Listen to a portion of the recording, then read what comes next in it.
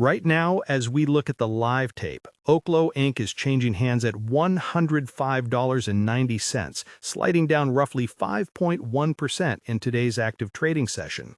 The intraday chart shows a classic consolidation pattern, having opened near $106 and effectively shedding some of the extreme heat it gathered earlier in the week. While a 5% drop might trigger a knee-jerk reaction for casual observers to sell, the context here is absolutely vital. This stock is merely catching its breath after an explosive 24% surge over the last few days. We are witnessing a volume of over 7 million shares traded just in the first few hours, indicating that the tug-of-war between profit-taking bears and long-term bulls is reaching a fever pitch. Most investors looking at this red candlestick today are operating under the expectation that the AI nuclear hype cycle is finally cooling off, assuming that a pre-revenue company with a $16 billion market capitalization cannot possibly sustain these valuations without a steep correction. The general belief is that Oklo is just another speculative play riding the coattails of the artificial intelligence boom, destined to crash once the enthusiasm fades. However, the reality is far more nuanced and suggests that the market is severely underestimating the tangible infrastructure crisis that Oklo is positioned to solve. The pullback you are seeing today is not a bursting bubble. It is a liquidity event where institutional hands are likely swapping positions with retail traders who are nervous about the volatility. The reality is that the energy demands of the next generation of data centers are not just growing, they are hitting a physical wall that renewable sources like wind and solar cannot climb alone. And Oklo has arguably the most defensible solution to this baseload problem. When you look at the recent stock movement, the correlation with NVIDIA stock and the broader semiconductor sector is undeniable. Yet Oklo is behaving with a distinct beta that suggests it is decoupling from general tech and becoming an asset class of its own. The 24% rise we saw earlier this week was driven by what analysts are calling the Jensen Huang effect, a realization that the hardware for AI is useless without reliable 24/7 power. We have seen massive volume spikes, often exceeding 20 million shares in a single session, which tells us that individual brokerage accounts and Fidelity Investments heavyweights are both crowding into this trade. The short interest is another critical factor to watch. With roughly 15% of the float currently sold short, today's dip might actually be emboldening the shorts to add to their positions. If Oklo finds support at the $100 psychological level, we could be setting up for a massive squeeze that would make the previous rally look tame. You need to be watching the order flow closely on your interactive broker's trading screen or Robinhood app, because if the buyers step in at the close, the shorts will be trapped.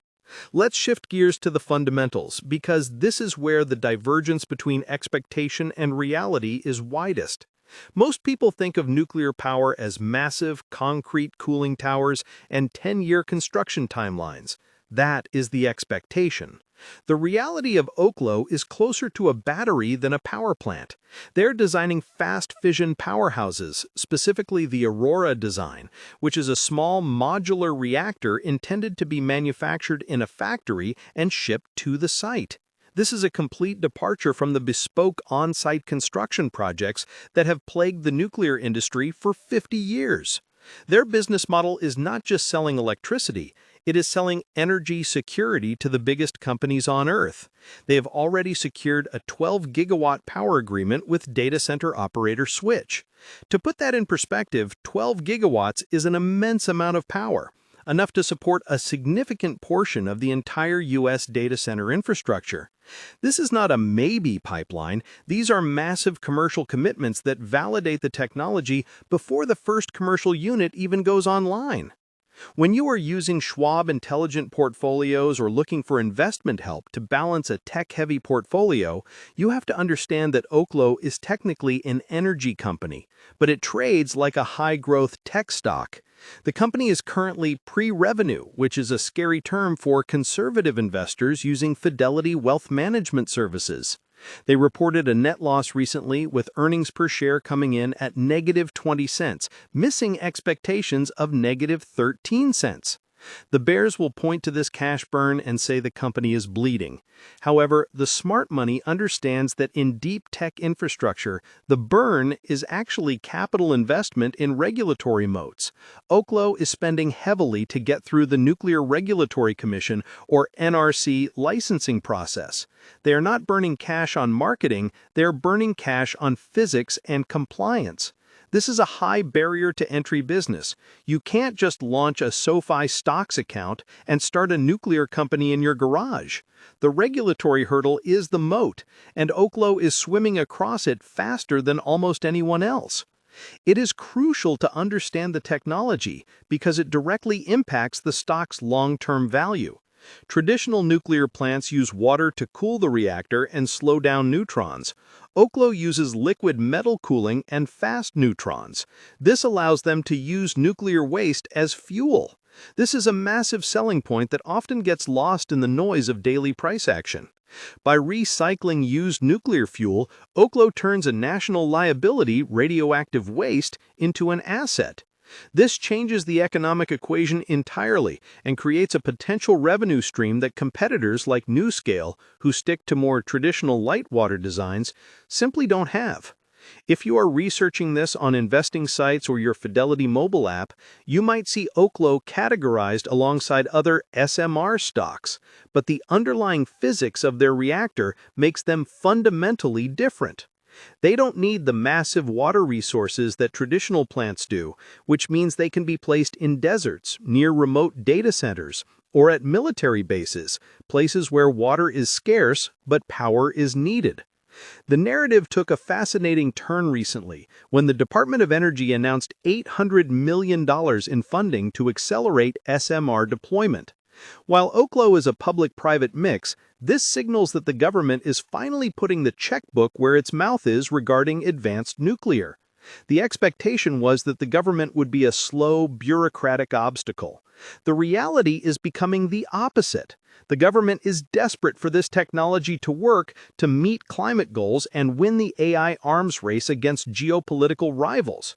This macro tailwind is why you are seeing Fidelity ETFs and SoFi ETFs that focus on clean energy starting to accumulate shares of Oklo.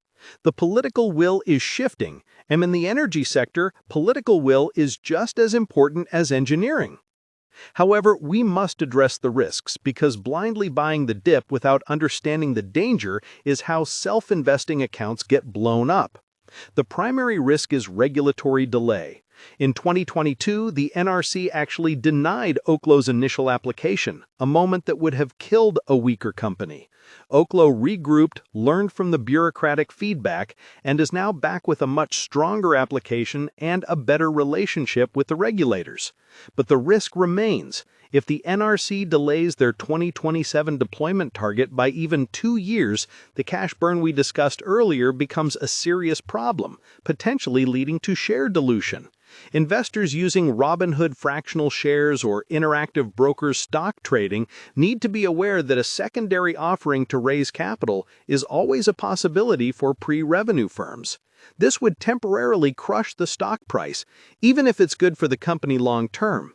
Competitors is another angle. Tesla stockholders are often looking for the Tesla of energy, and while Oklo has the brand power, partly thanks to Sam Altman's backing, they are not the only game in town. Companies like NuScale, TerraPower, and X Energy are also vying for the same contracts. NuScale has a design that is arguably more familiar to regulators, which could mean they get to market faster, even if their technology is less efficient than Oklo's fast fission. It's a classic race between the safe older tech and the disruptive newer tech. If you're managing your Fidelity IRAs or looking into online investing, you might want to consider whether you bet on the tortoise, NuScale, or the hare, Oklo. Right now, the market is betting on the hare because the AI industry needs power now, not in 15 years, and Oklo's smaller, faster-to-deploy units fit that timeline better. Let's take a moment to look at the institutional activity. We are seeing a lot of chatter on interactive brokers platform forums about dark pool prints, large trades executed off exchange around the $102 mark.